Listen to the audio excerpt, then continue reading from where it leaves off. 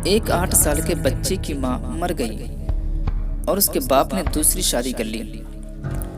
एक दिन उसके बाप ने उससे पूछा, बेटा तुझे अपनी मरी हुई माँ और नई माँ में क्या फर्क है? तो लड़का बोला, अब्बू जान, मेरी नई वाली माँ अच्छी और सच्ची है और मेरी मरी हुई माँ झूठी थी। ये सुनते ही उसके बाप को बहुत ताज्जुब हुआ और बोला, बेटा आखिर ऐसा क्यों? तुम्हें लगता है कि मरी हुई माँ झूठी थी और नई माँ सच्ची?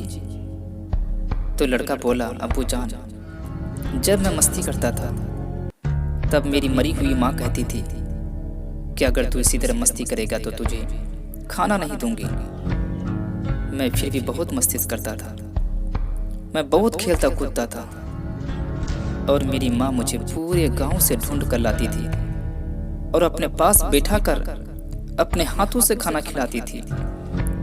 और ये नई वाली माँ कहती है कि अगर आज तू इस तरह मस्ती करेगा तो तुझे खाना नहीं दूंगी। तो अब्बू जान, सच में नई वाली माँ ने मुझे 2 दिन से खाना नहीं दिया। हुआ है तुझसे बिछड़ने के बाद ये मालूम कि तू नहीं थी, तेरे साथ एक दुनिया थी। माँ के बिछड़ने का दर्द वही जानता है जिनकी माँ नहीं है।